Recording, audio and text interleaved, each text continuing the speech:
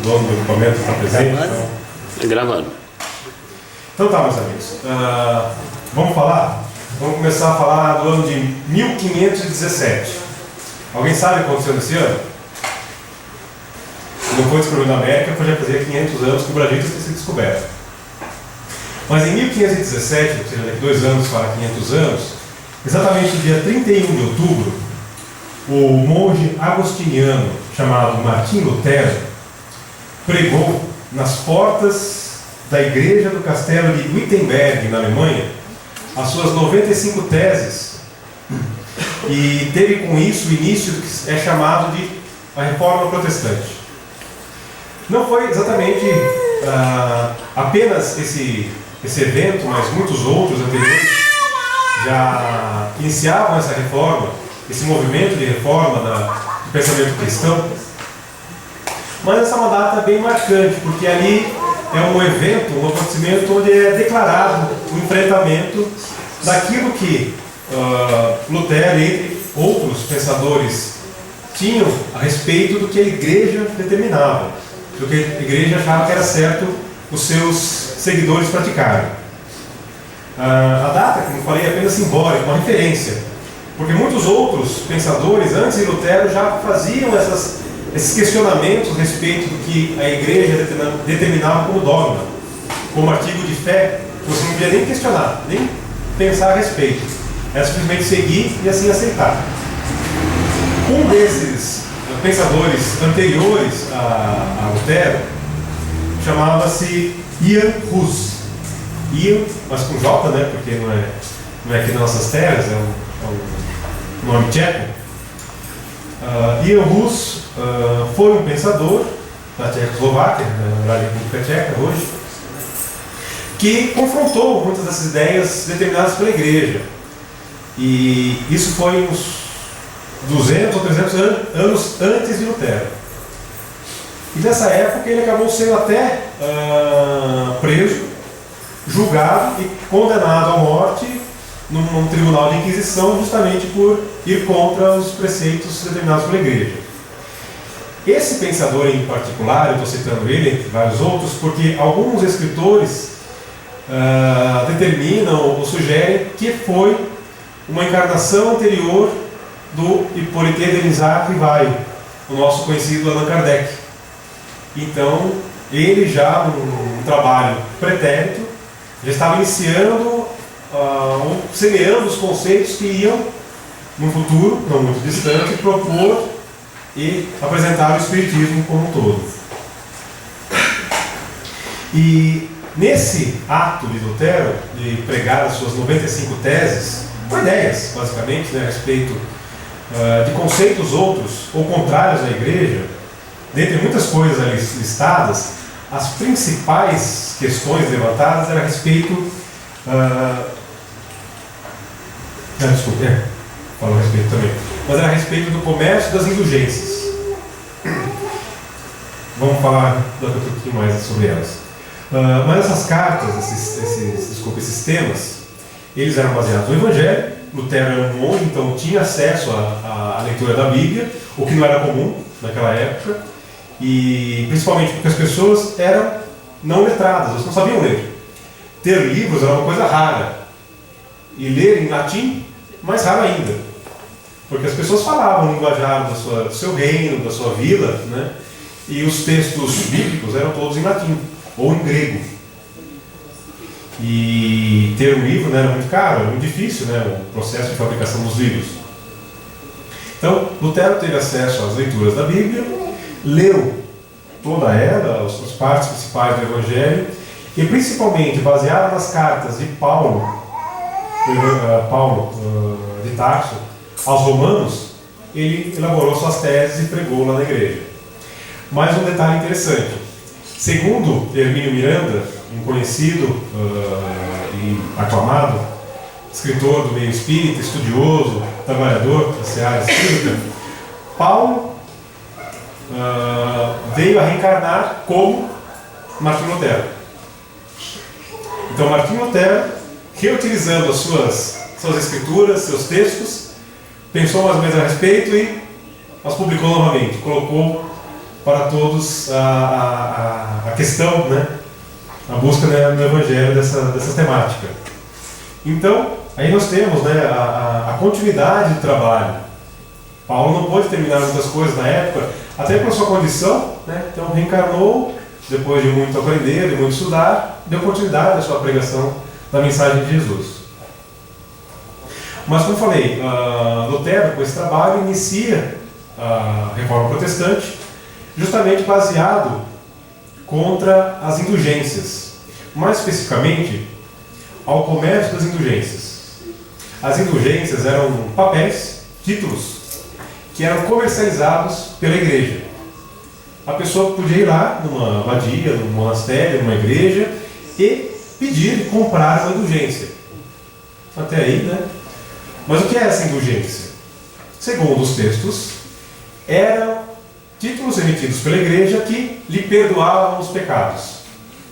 Você fazia práticas não muito reprováveis, ou muito reprováveis perante as leis de Deus, as leis morais, as leis dos homens, e ficava em débito para com Deus. Como eu vou quitar esse débito? A igreja terminou, olha, você pagando determinada quantia, você recebe uma indulgência e está perdoado os pecados. Basicamente isso. Claro que não era apenas isso. Essa questão chegou a um patamar onde você tinha um comércio estabelecido, onde você tinha representantes, você tinha vendedores, você tinha comissionados, pessoas que trabalhavam apenas com as indulgências, como se fosse um carro, um título de ação, alguma coisa assim. E claro, fomente-se até que chegou um momento que você tinha uma tabelinha para os pecados. Você olhou torto para alguém, você maldisse alguma pessoa, você xingou teu vizinho, são 10 moedinhas de prata, tá? Você brigou, bateu na sua mulher, são mais caras, são 10 moedas de ouro. Mas claro, isso dependia da cara da pessoa que chegava lá para comprar a indulgência, da vontade de quem as vendia e do bolso daquele que se propunha a pagar. Olha, o jardel é meio quebrado, tal, não tem muito ali. Eu sei que 10 moedinhas é o máximo que ele pode pagar. Então, 10 moedas está resolvida a questão. Acho justo. Tá ótimo, assim não, chegamos num acordo, né? O Vando tá montado na grana, toda semana faz uma venda lá na lojinha dele. Ou isso aí pode pagar 50 moedas fácil, né? Então vamos. O máximo dá para parcelar, mas é feita assim a venda. E nisso se estabeleceu a troca da fé pela troca monetária. Às vezes não a troca monetária direta de comprar um título, mas chego lá, a igreja para reformar o teto, aí o banco aí as telhas. Ótimo, maravilhoso, tá pago os seus pecados. Dessa semana, né? Na semana que vem a gente acerta a próxima remessa de telhas, né? Assim vai. Então, tudo isso, e não só isso, né? Muitas outras questões filosóficas, morais, provocaram essas revoltas e essas transformações que geraram a Reforma Protestante. Porém, tudo isso acabou deturpando esse próprio nome, indulgência. E o que é a indulgência? Não essa questão ligada à igreja, mas o termo, né? A palavra indulgência. Você pega no dicionário e está lá, perdão. É perdoar. Mas por que não falamos perdão em vez de indulgência? Porque indulgência é um ato contínuo em si. O perdão você faz para um momento. Ser indulgente é a pessoa que tem o ato do perdão como algo normal, como uma ferramenta de vida, uma parte da sua vida. Então, ser indulgente é a pessoa, segundo os preceitos cristãos, né, ela é mansa, pacífica, misericordiosa, que ama seu próximo. Então, isso muito se perdeu com essa questão das indulgências, né, os indultos, que deturparam essa ideia, esse conceito. Vamos ver se me ajuda com a linha. Mas, né, se a gente pega, falando dos textos evangélicos, a pessoa por excelência que nós temos como exemplo é Jesus. E Jesus, em todos os momentos das suas pregações, nós podemos dizer que foi indulgente.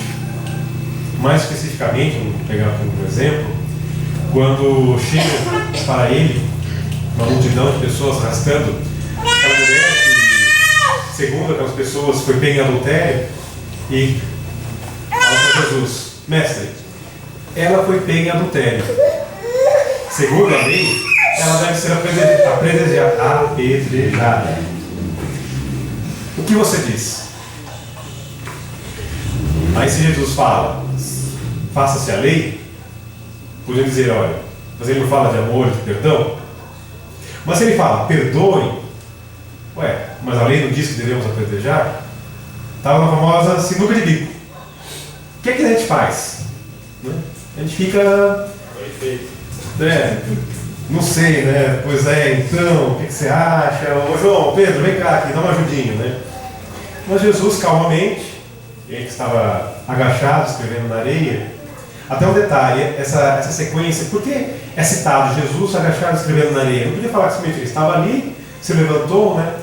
Mas esse ato, escrever, ainda mais no tempo dele, não era para qualquer um. Como eu falei, no tempo de Lutero, ser letrado já era uma coisa complicada, no tempo de Jesus também. Então, escrever é transformar o momento em um aprendizado, em transferir conhecimento. Então, se ele estava ali, escrevendo na areia, é porque alguém podia estar lá lendo com ele. E Jesus estaria transferindo esse conhecimento. Mas ele se levanta, e ali ele proclama a famosa frase, né? Aquele que estiver sem pecado, atire a primeira pedra.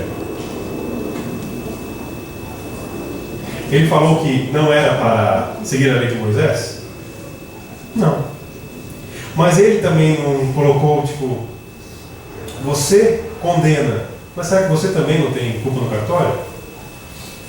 E o texto continua falando, né?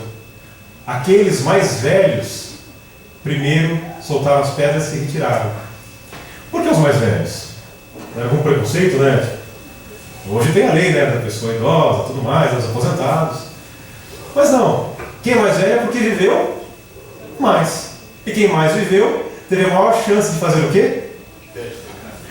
Fazer o pecado, fazer coisas erradas. Nem vou usar tantas palavras, pecado, mas então é onde a consciência pesa mais, né? Tipo, a consciência está mais pesada, deixa eu sair daqui fora rapidinho. E assim foi até que as outras pessoas também se viram naquele momento refletindo a respeito de si próprias e olha, não posso condenar porque eu também serei condenado. Então, nesse momento, claro, a autoridade moral de Jesus permitiu fazer isso. Se fôssemos qualquer um de nós, se eu chegasse e falar, olha, quem que tiver pecado, atire a primeira pedra, o primeiro a levar uma pedrada seria eu, né? Não seria nem a dúvida, né? Então, Jesus tinha essa condição, né? E continuando a isso, Jesus fala, né, para a moça, cadê? Ele levanta, chega para ela e fala, quando ela se levanta, ninguém te condenou? Ela responde, ninguém, Senhor. Ele diz, nem eu tampouco te condenarei. Vai e não peques mais. Poxa, se o único cara a encarnar, que a gente conhece, claro, talvez tem outros por aí, que estava livre, limpo de qualquer outra, se a gente pode dizer, pecado ou peso na consciência, poderia chegar e apontar para ela, olha, você pecou, você merece ser punida. Nem ele fez isso. Quem somos nós para apontar qualquer coisa para com o outro? Será que não foi indulgente para com ela? Se a gente pega a passagem também, até esse exemplo que eu dei, ele não é só essa passagem, ele agrega tantas outras passagens em si, que fala, não julgueis para não ser julgado, que é Mateus 7, 1 e 2, mas também Mateus 7, 3 e 5, que fala, por que olha o argueiro no olho do outro quando não vê a trave no seu olho? Argueiro, para quem não sabe, é um ramo, um pequeno pedaço de madeira. E trave, para quem gosta de futebol, né? Aquele pedacinho de madeira que vai no alto do gol, né? No seu próprio olho. Porque é mais fácil o quê? Ver o outro. É mais fácil olhar para quem está à nossa frente e reclamar daquele jeito de ser, do jeito de falar, do jeito de agir, do que pensa, do que sente, do que para nós mesmos. Aí para fazer isso nós teremos que colocar um espelho na nossa frente e olhar realmente tem uma trave atravessada aqui de cima, 3 metros de altura, até o meio da minha cabeça, e eu não vejo isso, né? Por quê? Porque eu não quero ver.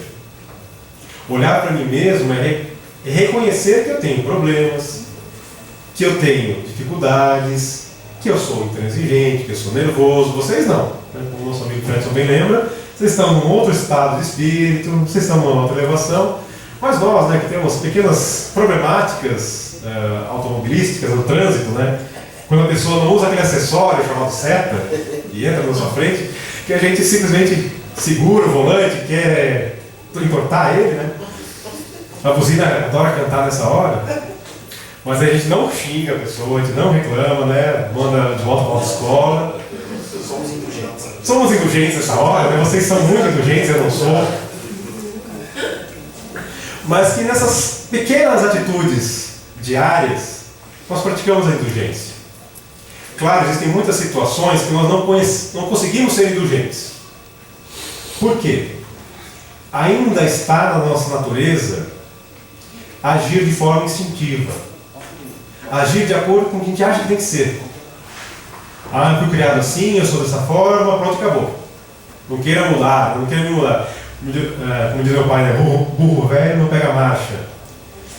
Pega assim, né? Você pega um esporão assim, fica cutucando ele pega uma marcha diferente. Mas dói pra caramba, vai chorar um monte, então é melhor deixar quieto, né? Uma próxima vida ele aprende. Mas é justamente isso. Nós somos instintivos para muitas questões. Nós agimos no bateu, levou. A gente responde na mesma hora. Respondeu duro comigo, eu respondo duro também. Falo alto, eu falo alto também, falo grosso. Aí tá mais gripado, né? Fica mais grosso ainda, né? Já mesmo. Meu filho olha até, pai, o que aconteceu, né? Não, só estou gripado, calma. Mas essa questão, nós agimos em forma instintiva. Às vezes até não por má vontade, por não querer mudar.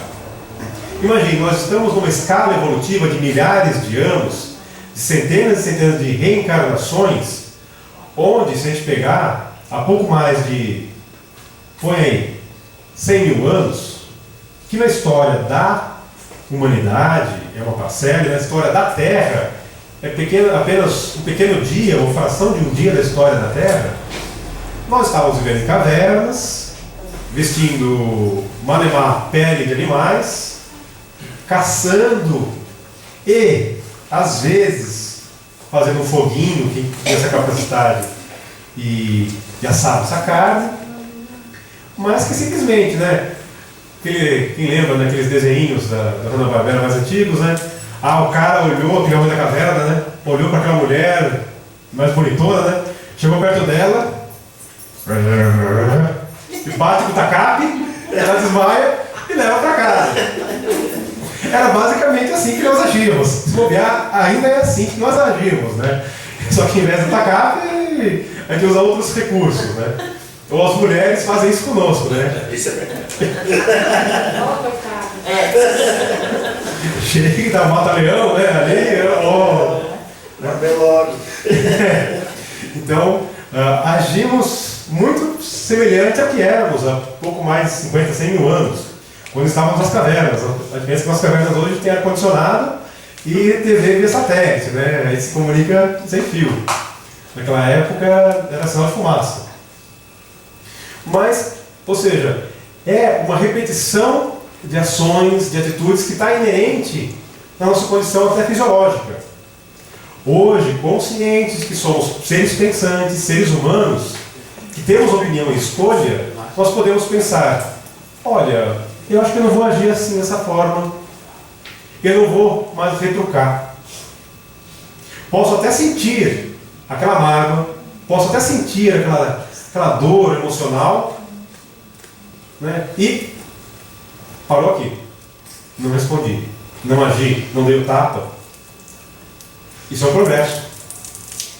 Porque nós resolvemos agir diferente.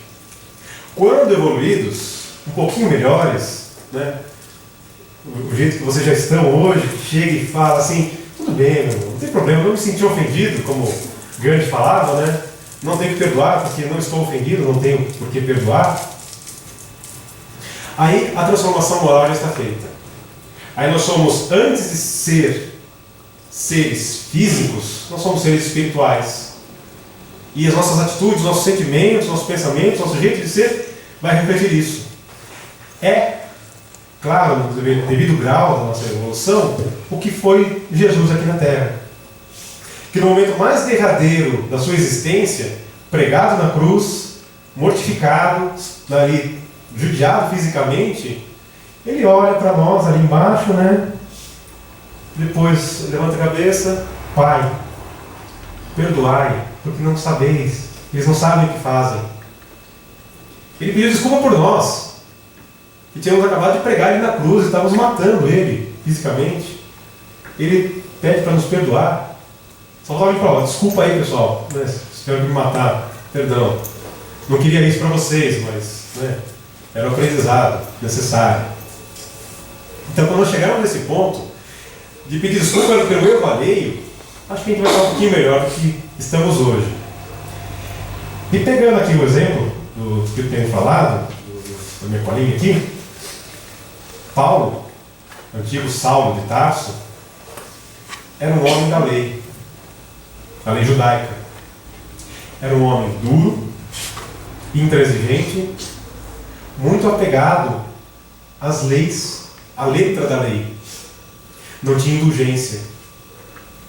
A mulher pecou, o que diz a lei? Apedreje. Esse era o jeito de Paulo. Se você pegar, como eu tive que ler um pouquinho para falar a respeito ali da reforma, 1500 anos depois, um pouquinho menos, né? Porque ele se torna Paulo depois da morte de Jesus, que aí é para depois do ano 33, 35 depois de Cristo. Ele ainda é um homem da lei de Deus, né? No caso, um monge, duro. Porque nas suas 95 teses, ele coloca: seguir a fé de Deus. Não há ato humano que seja maior do que a fé em Jesus, que a fé em Deus. Mas Jesus mesmo coloca a caridade, o amor, como peças fundamentais ou ferramentas fundamentais para a nossa elevação, para a nossa melhora. Mas Paulo fala não. Paulo não, desculpe, Lutero. Não, a lei diz que, ou as escrituras dizem que, é pela fé em Jesus. Fora isso, não há salvação. Então dá para ver que 1500 anos depois, está ali, novamente Paulo, no caso Lutero, com a mesma dureza, ou um pouquinho menos. Quem leu, ou quem puder ler o livro Paulo e Estevão, narra de forma magnífica a vida de Paulo, a sua transformação de Saulo para Paulo, e toda essa questão que ele precisou ter a sua passagem, a estrada para Damasco, onde ele vê Jesus, e aí ele fica cego, fisicamente cego por essa visão. É a oportunidade onde ele tem de vivenciar a caridade, vivenciar a benevolência, a indulgência, porque ele foi acolhido por um daqueles que ele perseguia, lá em Damasco, tratou da cegueira dele, o alimentou, o abrigou e o ajudou a conduzir de volta a Jerusalém. E quando chegou em Jerusalém, por assumir Jesus, ele foi escorraçado do templo. E agora? Agora eu vou viver com os cristãos, com os seguidores de Jesus, com aqueles a quem eu perseguia. Precisou do quê? Precisou do perdão daqueles a quem ele perseguia. A indulgência para com todos os atos que ele teve antes de chegar naquele instante. E o interessante nisso tudo, passado mais algum tempo, 300 e poucos anos depois da sua revolta e pregação na igreja das suas teses, Paulo está presente no Evangelho segundo o Espiritismo, nesse capítulo que eu falo a vocês, capítulo 10. Cadê ele aqui? Bem-aventurados os misericordiosos, na parte Instrução dos Espíritos, perdão das ofensas, está lá, Paulo, apóstolo. Ele dá uma comunicação, e seu texto começa: perdoar aos inimigos é pedir perdão para si mesmo. Nesse livro, Paulo e Estevão conta a história de Paulo e também de Estevão. Para quem não conhece, Estevão é considerado o primeiro mártir cristão, a primeira pessoa que morreu por defender as ideias de Cristo. E quem condenou e mandou executar Estevão? Foi Paulo, ou na época Saulo. Então ele começa o texto falando: perdoar os inimigos é perdoar a si mesmo. Porque ele precisava desse perdão, ele precisava se perdoar. Porque ele mandou matar alguém por seguir Jesus, a quem ele pouco tempo depois começaria a seguir. Tinha um comprometimento de levar as ideias de Jesus a todas as pessoas. Então, ser indulgente é também ser indulgente a si mesmo. Porque nós, às vezes, passamos por situações ou fazemos coisas que depois nós nos arrependemos.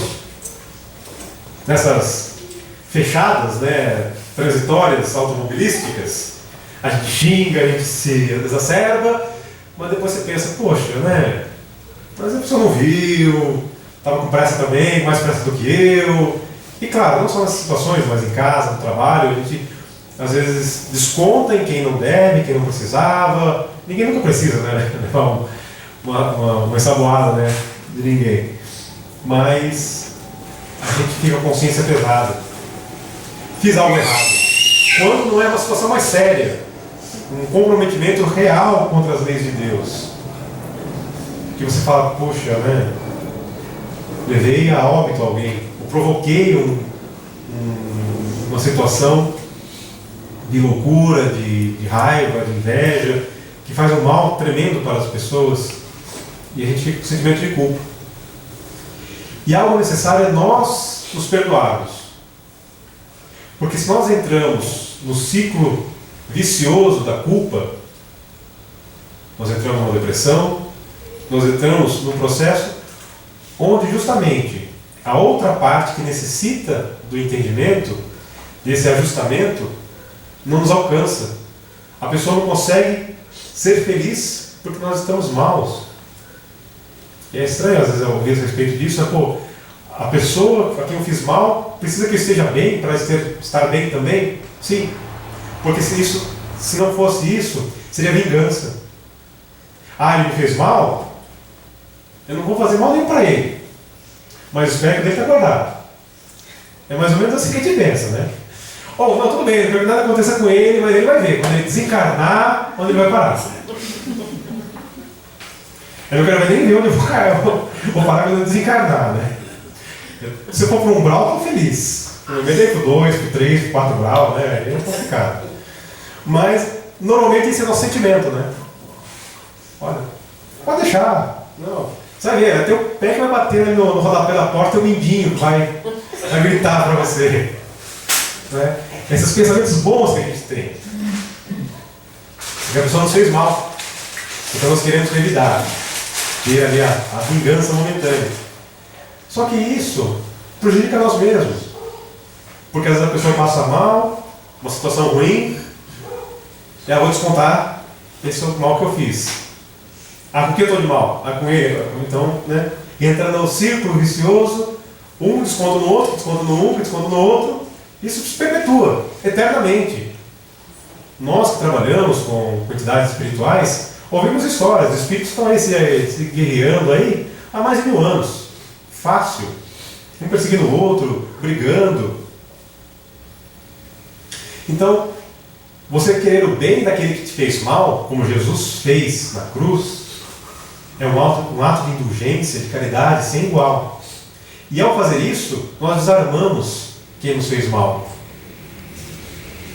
A pessoa, poxa, eu fiz mal para ele, ele me quis bem. Não posso querer fazer mal para ele de novo, claro, nós desenvolvemos essa consciência. Tem gente que a gente fala, aquele que fez mal quer fazer mais mal ainda, porque não teve esse despertar de consciência. De fazer o mal a outro é fazer o mal a si mesmo. Porque pelas leis de Deus, leis de causa e efeito, o que nós fazemos, pensamos, projetamos, volta para nós. De uma forma direta ou indireta, no momento do tempo presente ou no tempo futuro. É o famoso A semeadura é livre, mas a colheita é obrigatória. Então, praticar a indulgência, ser indulgente, é um ato do dia a dia. São as indulgências pequenas, né? Poxa, eu vou lá, né, pegar a escova de dente, a pasta de dente, tá o tubo lá apertado no meio. Poxa, não, tá certo do fundo do começo. Né? Aí tua esposa briga com você, né? Olha o que você fez aí, ó. A toalha largada em cima da cama. Né? Situações assim, são pequenas vicissitudes que numa relação familiar, às vezes contamina a relação familiar, é a porta de entrada para problemas outros. Quando você vê, poxa, você brigou por causa de uma toalha na cama, mas são pequenas coisas que vão acontecendo todos os dias, ao longo de uma vida inteira, 20, 30 anos, de repente explode. Às vezes, para algumas pessoas, em um mês. E é na relação familiar, né? Ah, pô, meu tio é chato pra caramba, é sempre aquelas histórias, o cara é cri-cri. Então, olha, mas é com ele que a gente tem que resolver essa situação. E eu falo, pior para nós, que temos consciência do que tem que ser feito. Esse é meu mal. De tudo que eu passo, que eu vejo, que eu escuto, que eu ouço, que eu leio, o que eu me cobro mesmo é, eu sei que é o certo a fazer. Eu sei que eu tenho que perdoar, eu sei que eu tenho que ajudar, ser indulgente. Ele não sabe. Meu tio, meu vizinho, o cara do trabalho, o cara ali no carro da frente. O pior é que quando você acontece uma coisa dessa, você lê na placa, né? Aquele adesivo, né? Leia Kardec. Quando é outra pessoa, né? Ah, presente de Deus, né? Foi Deus que me deu. Fala, tudo bem, Deus que deu, mas eu te ensinou a dirigir, mas.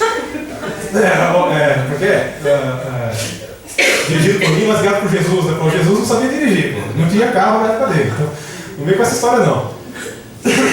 Mas agora você fala, né, Kardec? Esse não dá pra xingar muito, eu tenho que xingar mais ainda, né? Que fez mais mal que você. Mas são essas pequenas situações, claro, em situações de uma tremenda prova, é fácil, a gente vê o que está acontecendo, a gente se prepara antes, a gente tem todo um apoio que é muito mais visível para nós, numa leitura evangélica, num papo, numa conversa, num filme que a gente vê, numa mensagem que a gente ouve, e aquilo está marcado para nós. Quando vem uma grande prova, nós estamos preparados. Mas é nas pequenas coisas, né, como diz o ditado, né, o diabo está nos detalhes, que nos pega, que a gente vê realmente quem nós somos, como nós realmente agimos. Tem uma historinha, não lembro qual livro que fala, né, mas de um trabalhador espírita, né, que vai regularmente à Câmara de Passe, que dialoga com os espíritos, com aqueles sofredores, com aqueles endurecidos, né, e orgulhoso do seu trabalho, um dia, de tanto conversar com a esposa adentra a Câmara de Passe com ele, participa das reuniões mediúnicas, ela também é a frequentadora da casa, e ela vê ele trabalhando a respeito, né, junto com os irmãos espirituais, encerrados os trabalhos, né, eles voltando para casa, né, e aí, minha vida, amor, né, o que você achou, né, do trabalho, né? Ela falou para ele, você é uma tremenda cara de pau mesmo, né? É hipócrita sem igual. Você vira pro cara, né, pro espírito e fala, meu irmãozinho. Quando você chama alguém de irmãozinho na rua, eu só vejo você chamar de salafrário para baixo. Quem é você? É o que está lá dentro ou é o que está aqui fora? Então, é esse detalhe. Ela percebeu. Opa, quem é você de verdade? No dia a dia, no lidar com as pessoas, no lidar com a família, no lidar com os amigos, a sua forma de interagir no trabalho, no que for da vida. Porque eu falo, é muito fácil ser bonzinho, amigo, alegre, como sempre. Temos pessoas comungando do mesmo ideal, dos mesmos sentimentos, que buscam as mesmas coisas. Não vou ter uma fechada aqui no meio da palestra. Então, é fácil ser bom, num ambiente bom. Mas quando nós realmente colocamos à prova tudo isso que nós aqui ouvimos, lemos, aprendemos, é no dia a dia.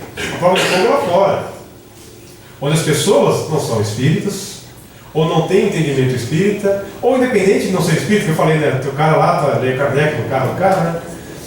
Mas não tem esse intuito de ser bom, porque independente de ser espírita, protestante, católico, pagão, muçulmano, xiita, o que for, se a pessoa é boa, ela é boa em qualquer lugar, em qualquer religião.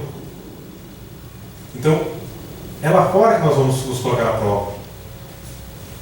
E é aí que nós vamos ver se eu estou interiorizando e entendendo o que é ser cristão, ser bom. E mesmo Jesus disse, quando é chamado de bom, ele falou, não, bom é o Pai que está no céu. Eu só sou uma pessoa que segue as suas leis, os seus ensinamentos, pratico aquilo que ele deseja.